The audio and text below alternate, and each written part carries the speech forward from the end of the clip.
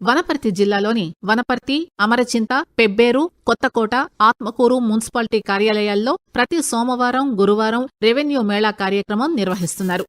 ఈ మేళాల ద్వారా ఇంటి పన్ను, ఆస్తి పన్ను, ట్యాక్స్ అసెస్మెంట్, రీయాక్టివేషన్, క్యాన్సిలేషన్, ఇంటి నెంబర్ కేటాయింపు తదితర సమస్యలకు సంబంధించిన ఫిర్యాదులను స్వీకరించి పరిష్కార మార్గం చూపిస్తున్నారు. ఈ రెవెన్యూ మేళాను సద్వినియోగం చేసుకోవాలని జిల్లా అదనపు కలెక్టర్ సంచిత్ గాంగ్వార్ సూచించారు.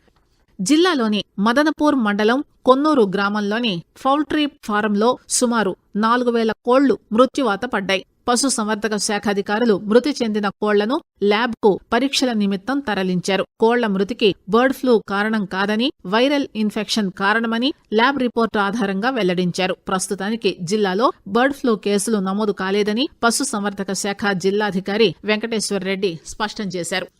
జిల్లాలో పెద్దమందడి మండలం వెల్తూరు, మోజర్ల గ్రామాల్లో 20 లక్షల రూపాయల వ్యయంతో నిర్మించనున్న ప్రాథమిక ఆరోగ్య కేంద్రం భవన నిర్మాణానికి 8.38 కోట్ల రూపాయల వ్యయంతో నిర్మించనున్న 10,000 మెట్రిక్ టన్నుల వ్యవసాయ గోదాముల నిర్మాణం పనులకు కొత్తకోట మండలం సంకిరెడ్డిపల్లి శివార్లో 200 కోట్ల రూపాయల అంచనా వ్యయంతో నిర్మించనున్న ఆయిల్ ఫామ్ ప్రాసెసింగ్ యూనిట్ నిర్మాణం పనులకు మంత్రులు తుమ్మల నాగేశ్వరరావు, జూపల్లి కృష్ణారావు, నాగర్ కర్నూల్ పార్లమెంటు సభ్యులు మల్లు రవి శంకుస్థాపన చేశారు. ఇందిరమ్మ ఇళ్ల నిర్మాణాలు త్వరితగతిన నాణ్యతతో నిర్మించేలా చర్యలు తీసుకోవాలని తెలంగాణ రాష్ట్ర గృహ నిర్మాణ సంస్థ మేనేజింగ్ డైరెక్టర్ గౌతమ్ సంబంధిత అధికారులను ఆదేశించారు. గౌతమ్ మాట్లాడుతూ పేద ప్రజలకు మంజూరైన ఇందిరమ్మ ఇళ్ల నిర్మాణానికి సంబంధించి 5 లక్షల రూపాయలను లబ్దిదారుల ఖాతాల్లో ప్రభుత్వం 3 విడతలుగా జమ చేస్తుందని చెప్పారు. ఈ నెలాఖరులోగా మొదటి విడత డబ్బులు విడుదలవుతాయని ఆయన తెలిపారు. ఈ నెల నిర్వహించనున్న లోక్ అదాలత్ కార్యక్రమాన్ని కక్షిదారులు సద్వినియోగం చేసుకోవాలని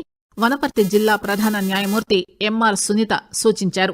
గత ఏడాది డిసెంబర్ 14వ తేదీన నిర్వహించిన లోక్ అదాలత్ 2775 కేసులు పరిష్కరించడం ద్వారా తెలంగాణ రాష్ట్రంలో వనపర్తి జిల్లా 22వ స్థానంలో నిలిచిందని తెలిపారు.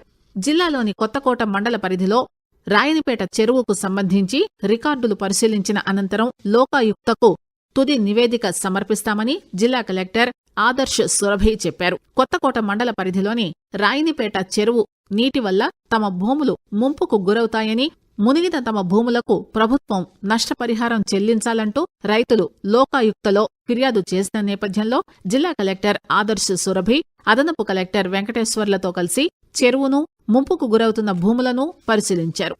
జిల్లాలో ఇసుక రీచ్లపై తహసీల్దార్లు నిరంతర పర్యవేక్షణ ఉంచాలని, ఇసుక అక్రమ రవాణాకు పాల్పడిన వారిపై కఠిన చర్యలు తీసుకోవాలని జిల్లా కలెక్టర్ ఆదర్శ్ సురభి అధికారులను ఆదేశించారు. పెబ్బేరు మండల పరిధిలోని వైశాఖపురం గ్రామ సమీపంలో ఉన్న ఇసుక రీచ్లను, రాంపురం గ్రామ శివారులో అధికారులు జప్తు చేసిన ఇసుక నిల్వలను కలెక్టర్ తనిఖీ చేశారు.